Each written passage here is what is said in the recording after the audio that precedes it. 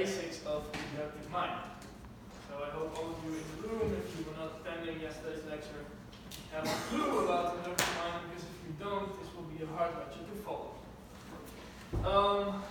Today, and I call this IM, which is the basic inductive mining orange, because we will spend a bit time in quickly repeating the algorithm and some extensions with respect to the fault rules that are defined.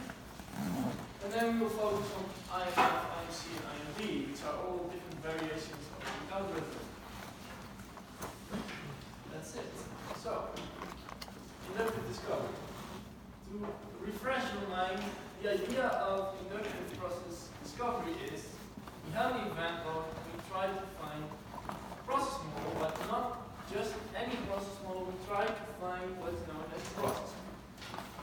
And a process tree is a tree-like representation of a process, which we can easily translate into a battery net, where internal nodes specify the control flow of the children, right? So this specifies that first we do whatever's in its leftmost child, then we do whatever's in its second child, and then we perform whatever's in its rightmost child, because this is known as a sequence or sequential composition operator.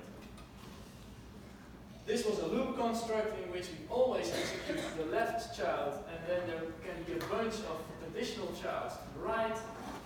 And if we do one of those children on the right, we again have to do the leftmost child. So the leftmost child always is executed at the start, and you always finish with that, and you can repeat that an arbitrary number of times. This is a parallel operator specifying that all its children have to be executed in an arbitrary order. And finally, we see this X, which is known as exclusive choice. An example of a trace in the language of the model would be A, let's say B, D, E, G. That's hopefully now very familiar. Then, the inductive mining approach, or the inductive discovery approach, first takes an event log, translates it into a graph, which is known as the directly follows graph, and from that directly follows graph deduces such a process tree. And it does so by trying to find patterns in this intermediate representation of the event log that signify certain behavior, for example, sequences, loops, parallelism, choice, etc. So this directly follows graph looks like this. We have an event log, L1, for example, ABCD, ACBD, and AED. Those are the traces we have, depicted here again. And we record for each of pair of activities, thus the leftmost activity ever directly precede the second one. As, for example, we see that in this first trace, A is directly preceding B, so we record this relation holds for A and B. Similarly, in the second trace, we observe that A is directly preceding C, so we record that that relation holds. And finally, we have A is directly preceding E in the third trace. And you can all imagine that, of course, because here we see B directly before C, the relation holds as well. And if we look into this graph here, we observe that every edge, without this specific one and this specific one, every edge actually corresponds to such a relation. Now, this specific edge signifies that this activity A at least happens once in any of these traces as the first activity in such a trace. And similarly, we have on the other side this guy here signifying that D is at least occurring once as the final activity in a trace. So that's all the information we store in such an intermediary graph here. Now, as I said, if we have such a graph, what we're trying to do is we try to look for certain patterns that signify certain behavior in the context of a process tree. In this example, we clearly see that A is always followed somehow by something with B, C, and E, and finally always D happens. So this clearly shows us that there's some sequential behavior. So this basic algorithm that we have been discussing yesterday looks like this. It consists of 4 steps, where we first construct this graph that I just shown you, which is very easy to do, of course. Then if this graph, actually not the graph itself, but if the log represents a base case, we return the corresponding process tree version of that base case, and else we try to detect a cut. And I will quickly review the cuts in a moment. The cuts were exclusive choice, sequence, parallel, and loop cuts. Then if that fails, we go to what is known as, we analyze the log for certain fall-through patterns. Those are specific patterns that could hold in the log, that might hold in the log, that we can detect, and then we can again recurse into this frame. So, talking about those base cases, there are 2 base cases. Try to remember that. Just to either you have a log that only consists of 1 trace that can occur multiple times, that is 1 trace consisting of exactly 1 activity. That's 1 base case. So no repetitions of this activity, that's not a base case, but 1 trace with 1 specific activity. And base case 2 is an empty log. Those are all the base cases that are out there. So if you would ever do, or if you ever apply this in an exam, just try to remember this. There's only 2 base cases. If you apply anything, sort of a base case or anything else than this, you're not doing it right.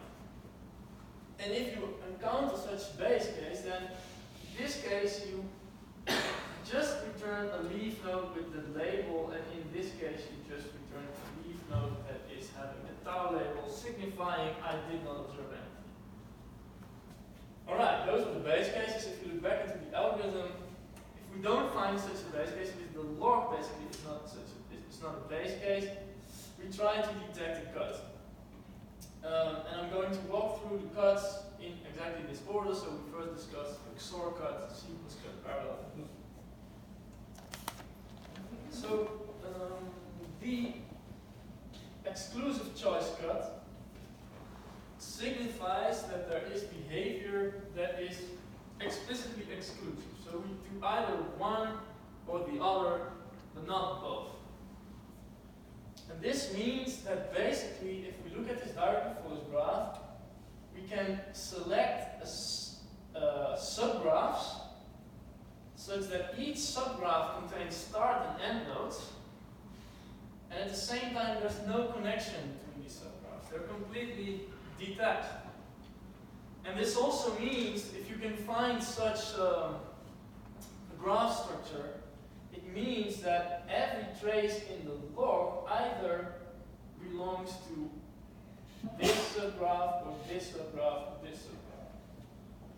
So in the projection step, we just project the trace to the appropriate alphabet. Here we have a small example. If we have the log consisting of 2 traces, A, B, and C, and I've drawn the directly follows graph yesterday on the board, so I'm not going to do that again. Just visualize it mentally. This directly follows graph will have a start, an entry point at A, then an X from A to B, and an exit point at B, and totally detached. We will have C, which has an entry point and an exit point, and no connection to A and B. So we can create this 2 subgraphs containing of A, B, and C, consisting of A, B, and 1 C. So the sigma 1, which I call A1 here, would be AB, and the sigma 2, which I call A2 here, would be C. And as we can see, indeed, this trace only consists elements of A1, so log 1 will become AB, and the second trace only consists of elements of A2. If I go too fast, then you should try to find a time machine and go back to yesterday's lecture, if you were not there. So sequence cut signifies that there's a sequential relation between what we observe. So that means that we start with elements from our first alphabet, And then at some point we only observe stuff from our second alphabet, and then third, fourth, until the end alphabet.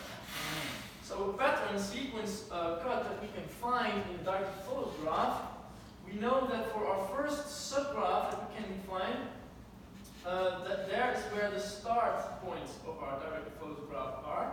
And then the idea is that from the first subgraph, I can walk to the second, to the third, to the fourth, to the nth subgraph. So basically there's a transitive closure relation. But from the second, I cannot walk back to the first. And from the third, I cannot walk back to the second. Obviously, this has to hold for a sequence cut, because if this would be possible, it just does not mean that sigma 1 is always in front of sigma 2. It would mean that some stuff from here could also be in front of that, which violates this type of thing. And when you want to project the given log corresponding to the directly follows graph, basically what you need to mentally do is you need to cut the traces on the appropriate points. So what you'll see in the trace is you'll first see a block of activities related to the first group of activities, and at some point you'll see a block related to the second group of activities, and at some point you'll see a block related to the third group of activities. So in this example, the directly follows graph would be a sequence relation starting with A, then you have B or C, and then D. So the cuts would be here. And these are the resulting subgroups. That was the sequence cut, and parallel cut is another one, and actually this is kind of missing something. I just observed now. In the parallel cut situation, the idea is that we can do everything concurrently, and everything in an arbitrary order. So it also means that we can start with elements of sigma 1, sigma 2, sigma 3, until sigma n. So each subgraph that we try to identify has starts and end elements. It does not necessarily have to hold for all the elements of the sigma 1, sigma 2, etc. we find, because there can be an internal structure there, but at least each group has a start and an end point. Secondly, because they are completely concurrent, and this has to hold for every element of sigma 1 can be directly in front of every element in sigma 2, and vice versa. But this also holds for sigma 1 with sigma I, sigma j, sigma n, and vice versa. And sigma n can also be, everything in sigma n can be directly in front of sigma 2, and vice versa. And this is a very, very strong type of requirement in general when we look at real data. And we will get back to that in the IMC variant that covers incompleteness in these graphs. Now, in this case, projection is rather simple because you just basically take a trace and you don't care anything about order. You just say that for log 1, the trace, for sigma 1, the trace is simply remove everything that is not in that subgroup. So if you would have the sequences A, B, C, B, A, C, and B, C, E, sorry, you could say A is in parallel with a parallel construct with B and C. So then if I want to generate the sublog for group A, I just basically project this trace just on A, which means crossing out B and C. So I do the same here and here, I get 3 times A. And in this case, we have, for A2, we do exactly the same. We cross out A, we cross out A, we cross out A, so we get BC 3 times. Then, the final cut, which is somehow the most complicated one, is the loop cut. So if you remember, this loop operator, the leftmost child was always executed as the first thing, and we also exit with that thing, like we can do it an arbitrary number of times intermediately, as long as there's something from any of the other childs in between. So how does the signature of that graph look like? Well, basically, we start always in, let's say, the leftmost child, which is represented by the group of activities here abstractly shown as sigma 1, and we always exit also from this group. So start and end are always in sigma 1. Then all the end elements here should be in front, or at least should be in front of an element here. And if you have an edge the other way, that should connect to the start. And because we assume that these redo parts are completely detached, as kind of an exclusive choice relation between them, we don't want any marks in between. Alright, so now let's again revise the example we did yesterday by applying this approach. So, step 1 was constructing the directly follows graph of the log. So this is log A, B, C, D. I just showed it before already as well. A, C, B, D, A, D. Step 1 is constructing the graph which we have here. Step 2 was if this is a base case, well, the log is not a base case. Okay, so we can ignore that. So then the next step was trying to detect cuts. The first cut we can think of is the XOR cut, and I hope you remember by now, you can dream by now that the XOR cut I can assign subgraphs in this graph that are completely disconnected. And obviously in this graph I cannot do that because whatever subgraphs I take, there's always arcs in between other elements. So no, I cannot find the XOR cut. For the sequence cut, what I had to have is if I take my first group, I have to have only start elements there. And if I take my last group, I have to only have end elements there. And furthermore, there had to be this transitive closure relation. That means that from my first group of activities, I can walk to the second and to the third, to the fourth, to the fifth, whatever. But from the second, I can only walk to the third, to the fourth, but not back to the first set. Now, obviously, if we would draw an imaginary line here, and another one here, we can see that this relation holds. So, right, so first group of activities is the only group containing start elements. I can walk from this activity to members of the second group and transitively to members of the third group. Similarly, for this group, I can walk to members of this group, but I cannot walk back. So we find the sequence cut, and we always want to maximize, of course, the cut we want to find. So essentially what we find is a sequence cut with 3 groups of activities, namely A, the group B, C, E, and the group D. Now the next step is projecting this log into 3 sublogs based on this sequence cut. And by doing so, we have to we have to cut the traces at different points and then project the first part into the first log, the second part into the second log, etc. So I hope you can see that the cut points will be here and here, here and here, here and here. So if we now recurse and we look into this first group of activities, which is just the activity A, we cut here, we cut here, we cut here. This is the log that we obtain, and this is the base case. Similarly for D, but now we cut here, here, and here. This is the base case. So we know that somehow this is a sequence operator, and we know that recursing onto this, the log corresponding to this activity group and the log corresponding to this activity group, is basically returning a leaf node, so we just write A and B here. Now if we recurse onto this is a bit more complicated, and I'm going to speed up as well. So this would be the projected log for that group.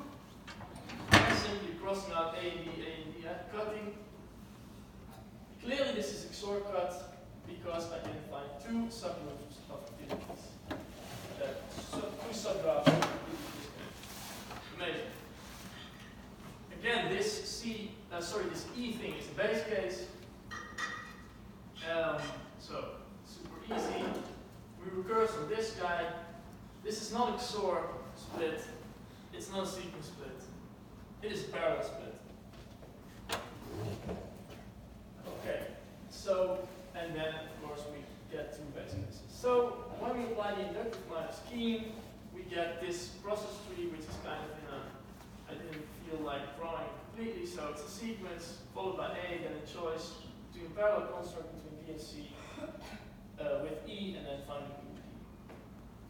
Now, that's the inductive minor in a nutshell. We have plenty of exercises for applying that in the exercise of this week. Now, there's one thing I didn't discuss yet, that is kind of the fall-through part. So now I've shown you a very nice example in which everything is amazing and everything is a cut. But there's several cases where this is not the case. So we're going to fall through some fall-throughs. First thing we check in this subdivision is, does there exist an empty trace in the log? So it could also be in some cases that by projection you actually get into a situation where you have an empty trace and a trace consisting of just one activity. So as I told you, that is then not a base case, that's a fall through. The problem with empty traces in principle is that you won't observe these in the log. So basically, when you find you somehow have to also accommodate for this. When you find an empty trace, and the best thing is actually to apply this fall through before you start finding cuts. It's just to say, well, I have a choice between doing nothing and then I apply the inductive minor directly on the remaining traces. So that's rather easy. It's very important to note that the empty trace is not observable in the UG. So you will have to, this is kind of a thing that you'll have to analyze maybe even prior to trying to find the trace. This is an example in which this can occur. If you would be able to skip B in a trace. So this would be the direct follows graph. Now, obviously, you can find a sequence cut, but essentially, what you'll have to do is you'll have to kind of say, I'm cutting here and here. So when I'm projecting onto this B part, for this trace, yeah, I will get the sequence B, but for this trace, I will get the empty sequence. And then you say, this is actually the direct follows graph, but it's not really a base case. So then you have this empty trace fall through.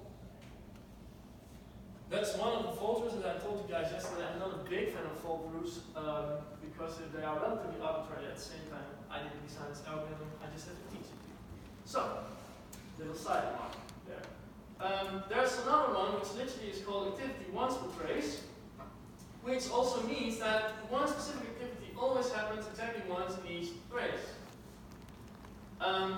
Which basically implies if I have a trace, if I have this activity and it's basically sporadically, it's always in each trace but at very random positions, you could argue, okay, it's completely parallel to everything else.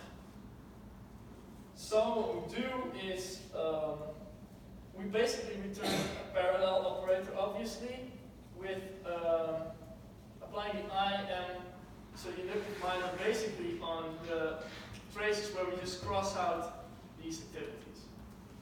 What's important to think about is this is really a fall through that you would apply after doing this cut detection, because it's very likely that if you indeed have this activity that's kind of, we can do it anywhere along the process and it occurs relatively anywhere, it's almost impossible to get a complete directly follows graph that actually exhibits this pattern. That's why in general you don't find the underlying parallel pattern in the directly follows graph. So again, one specific activity. If there would be multiple, we just pick one, we recurse, and you'll observe that in the next recursion, again, you can pick one. So you get a parallel operator with some activity, another parallel operator with some activities, etc. Then there's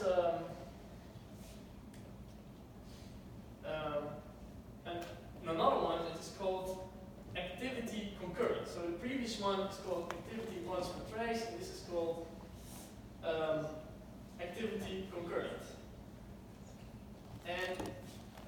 the idea there is a bit different. So you again see these activities occurring at different traces, but you're no longer allowed. You no longer necessarily need to see it once. So if we do that in this example, what we get is that can happen more than once. We recurse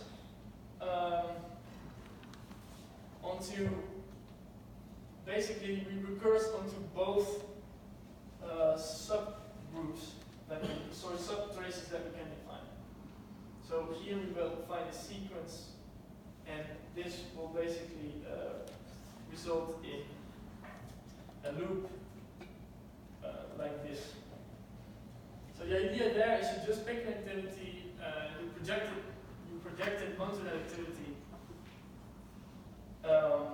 You again apply the whole inductive minor approach, and you do the same for the other one. So this results typically in this type of structures, and I'm following a specific group that presents it like this, and this is actually a fault you have not seen yet. So sorry for that. Then there's this other beautiful fall through. Amazing, try to remember the names. I don't, but you are asked to do so for the exam, of course. Each trace of the log L is split on each occurrence of an end activity followed by a start activity. And the result is stored in a log L prime. So how does that look? We have this beautiful event log A, B, C, D, D, A, B, A, D, C, B, C, D. I should have added A, C, D, C, but I didn't. So, what we see is we will split the log on the occurrence of the event activity followed by a start activity. So let's analyze this. This is a start activity. This is an end activity. This is a start activity. Sorry, an end activity. And D is again a start activity. So we split that trace here. We do the same here. So D is an end activity. A is a start activity. So we split it here, etc., etc. Okay, so we basically do that. So we get sequence ABC, AB, ADC, BC, and D 3 times. And now if we, by doing so, generated more traces, then what we're basically saying is, okay, I'm going to recurse on this L prime, and I make a loop out of it. So I'm saying this L prime can happen multiple times. So essentially what this fall through actually is accounting for is like there's a repetition, but somehow this very strict requirement that we have on this loop operator that every single second, third, fourth, nth child is constantly being executed as like a redo construct is not met, but there's a lot of repetition, and that's why end activities can be followed by start activities. That signifies repetition. So this just basically says, I'm assuming that when this happens, actually something new is being executed, and I'm going to cut there. So it's generating like looping behavior with more specific model using this law. Yeah. We have a question regarding for third one. Then how you can cut the third one? Sorry, what? Third one. The third one? Yes, third one. You cannot cut it, the ADC you mean. Because you have to have an end activity that's followed by a start activity. So A is not an end activity, D is an end activity, as signified by this arrow, but C is not a start activity. So you only put the cut in basically on a comma in this example if this guy is an end activity and this guy is a start activity. And that just doesn't hold for this trace. That's why we don't cut it. Because the requirement, there are end activities in this trace, namely D is an end activity, C is an end activity, but the thing after is not, right? So the thing after D is not, sorry, it's not a start activity, it's an end activity, and C has no neighbor. And that's why we don't cut that. Sorry? We can cut multiple times in each trace. Yeah, yeah. The idea is, basically the idea here is that you have some form of repetition. And it can happen a lot actually in a trace, and you keep on cutting there. Because you're actually saying here, I see that there's a repetition, but I cannot find a logical structure because this is, you do this after you tried all these cuts in principle, and you didn't find something. So there is definitely some repetition, but I just cannot figure out what would be the redo part. There's an alternative which is called tau loop, which is not, so it's not strict tau loop, but it's tau loop, and I guess you can now kind of imagine why I think this is somewhat arbitrary. Here you do, this is the same observation you have, so you again have the idea that there is some repetition because I'm observing multiple start activities, but you drop this specific requirement here that you have to first have an end activity in front, or you have to have a start activity following something. Here you just split on the start activity. Right? So in the same example, using this tau loop rule, I split on the occurrence of just simply a start activity. So let's take a look at L. We see A is a start activity, so I'm splitting here. B is a start activity, so I'm splitting here. C is not, so I'm not going to split after C. D is a start activity, but it's the final one, so there's no need to split after the final one. D is a start activity, so I split. A is a start activity, so I split, etc. So as you can see here, we add more split points. So it's just applying a simple rule. Now the thing is, again, the rule applies if this L prime has more traces, then actually we were able to split. And we basically do exactly the same thing as we did with strict tau loop. Now the question is, what is the difference? Anyone has a clue? Apart from, okay, the one is split on occurrence of start after and the other one is not. Yeah? We have a base case? Sorry? We have a base case? Yeah, in essence, that's actually, that's kind of towards the right answer. It's a bit more involved though. The thing is, you're right in the sense that if you apply this, you're likely to get strictly shorter traces. So if you also look back in the strict tau loop variant, you see we obtain longer traces. And the probability of finding some structure with the constructs, the cuts that we have in the inductive minor, is a bit bigger actually when the traces are long. So if there would be a sequential relationship somewhere, we can still find that here.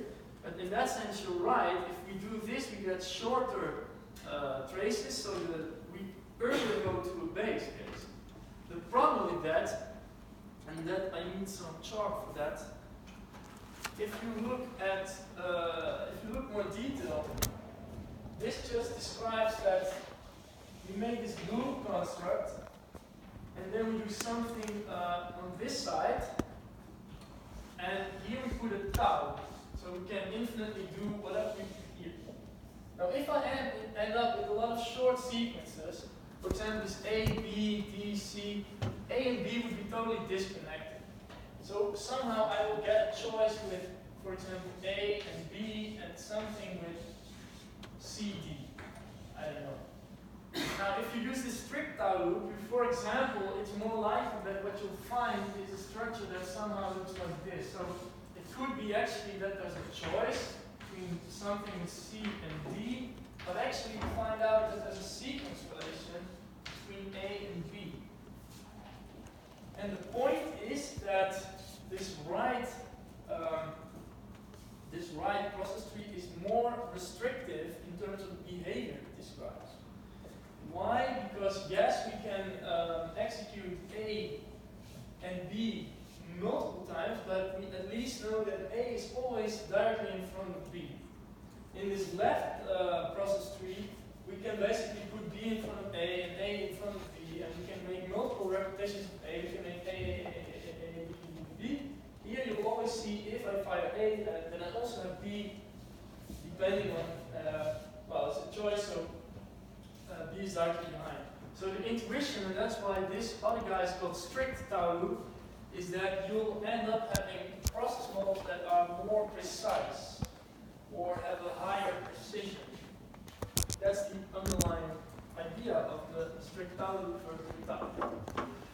Then there is this final type of model, which we call flower model. That's kind of, if all these fall throughs don't apply, we basically say we have no clue, we just describe everything is possible in any possible order. Which basically is a loop which is just a choice of any of the activities and then followed by this invisible thing. And it's important to note that anything that you generate from this is not containing any empty traces because you already filtered it out. I think I just like this font that I put a lot of text. Alright, so in principle, this is the framework of the basic inductive miner. And now the nice thing, I just told you that you have to know all of this, but actually that's not true. But if I wouldn't tell you before, you wouldn't come to the lecture. So actually, if you apply this in the basic inductive miner in the course, we just want you to use the flower model construct in case you get lost. So if you cannot find a code, then just directly go to the flower model. When it comes to the exam, I could maybe ask a question, explain why the flower model fall through never describes an empty trace. Then you should at least be able to answer because there's no fall through that would be first applied and filters out the empty trace. That's a level of detail you need to understand.